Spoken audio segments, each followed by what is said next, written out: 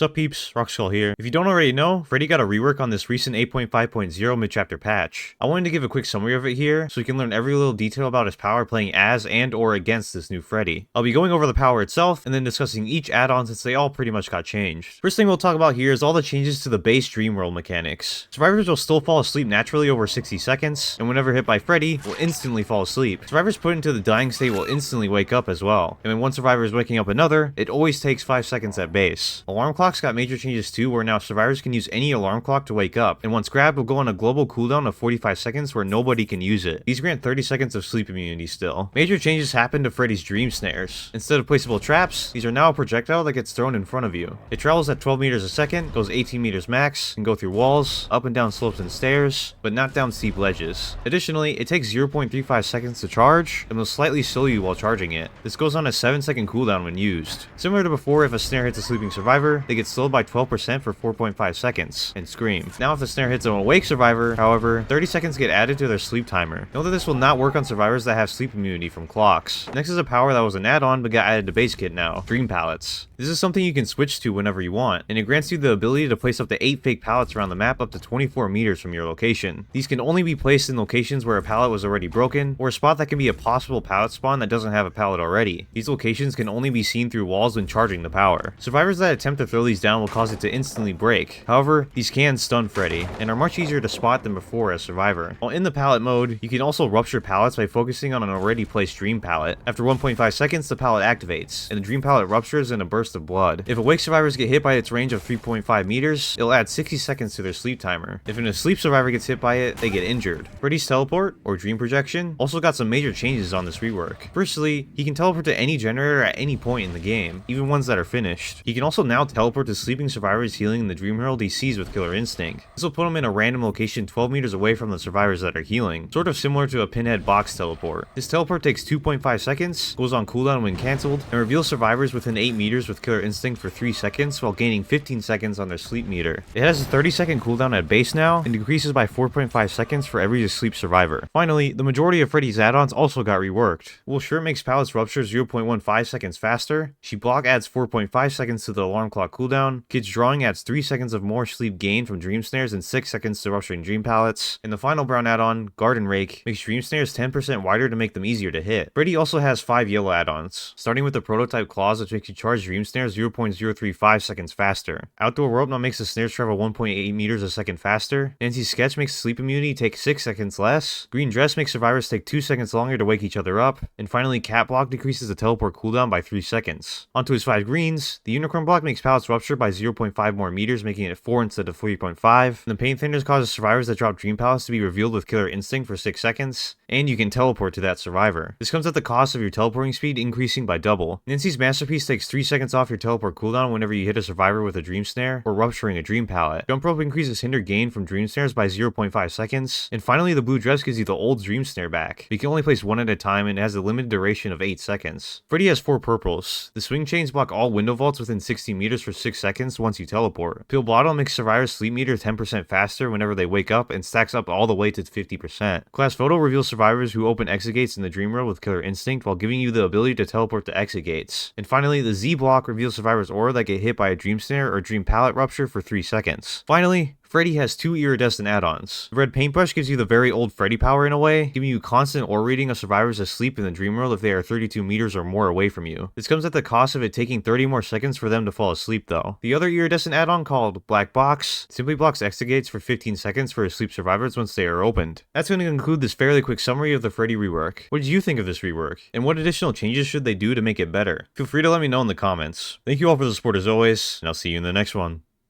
Peace. Rockskull, all he wants to do is stream all night. Lobby full, Rockskull, never gonna play with me, but it's alright.